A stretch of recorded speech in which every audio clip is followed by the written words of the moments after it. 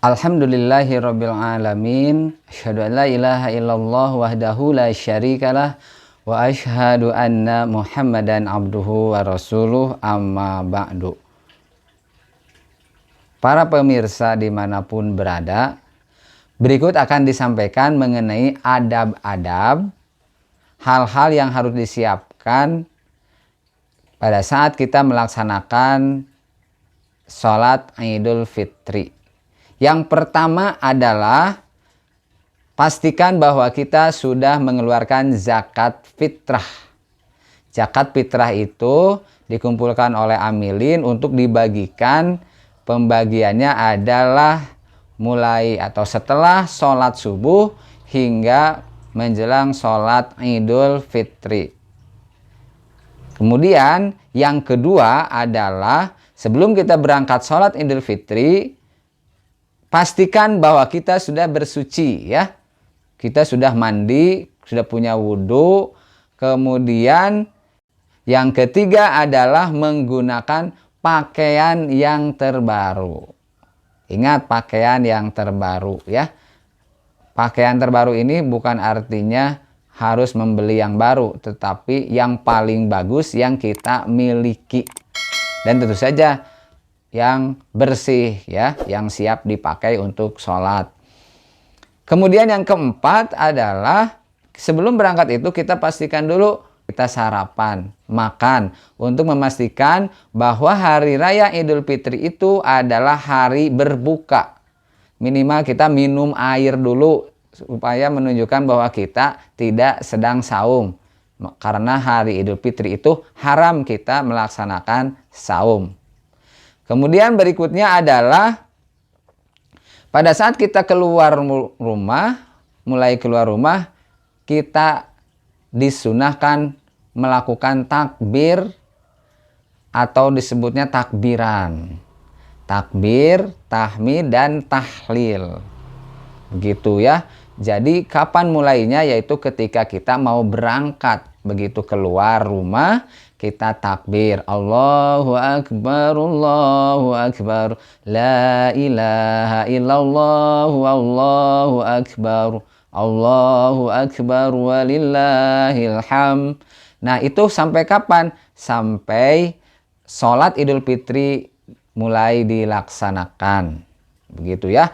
Nah, pada saat sholat Idul Fitri itu semua kaum muslimin diharapkan berkumpul di lapangan. Jadi mengerjakan sholatnya di lapangan ya, sebagai afdoliyah, keutamaan dilaksanakannya di lapangan. Bahkan anak kecil ataupun ibu-ibu, para gadis yang sedang berhalangan pun dianjurkan untuk datang ke lapangan meskipun tidak ikut melaksanakan sholatnya.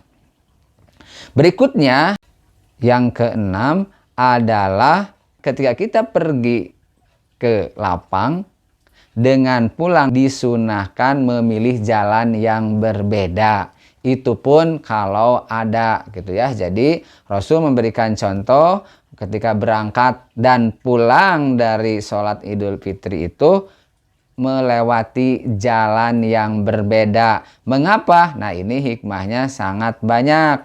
Terutama sekali agar daerah yang dilewati itu, tetangga yang dilewati itu berbeda-beda ya. Ini sebagai sekaligus juga untuk silaturahmi ya.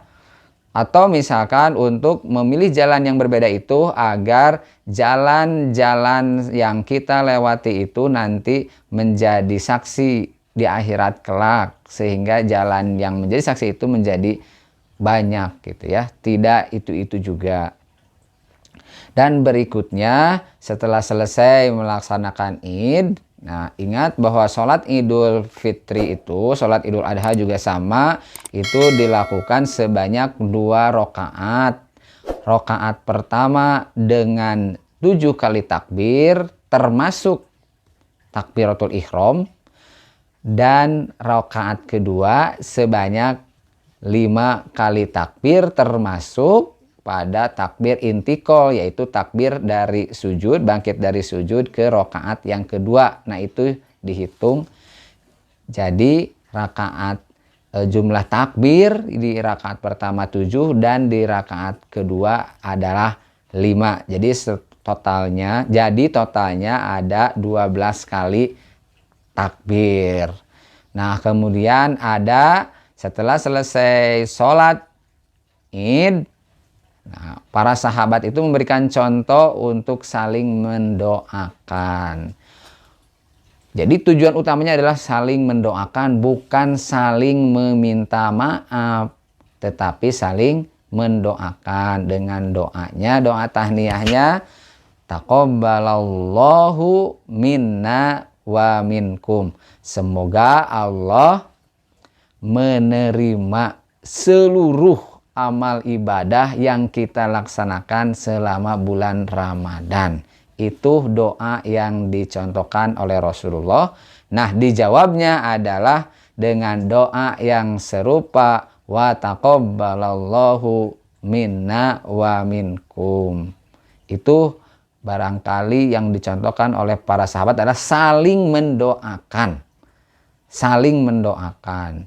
Mungkin ada juga yang misalkan menjelaskan jawabannya itu dengan amin. Nah, kalau saling mendoakan itu alangkah bagusnya ya mendoakan dengan doa yang sama. Taqabbalallahu minna wa minkum, maka jawabannya wa taqabbalallahu minna wa minkum.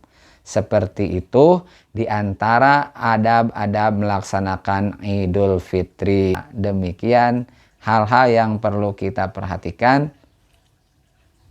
Mudah-mudahan pelaksanaan Idul Fitri kita berjalan dengan lancar dan tentunya diterima oleh Allah Subhanahu wa taala. Demikian yang bisa disampaikan. Aqulu qouli hadza wa astaghfirullah li wa lakum. Wassalamualaikum warahmatullahi wabarakatuh.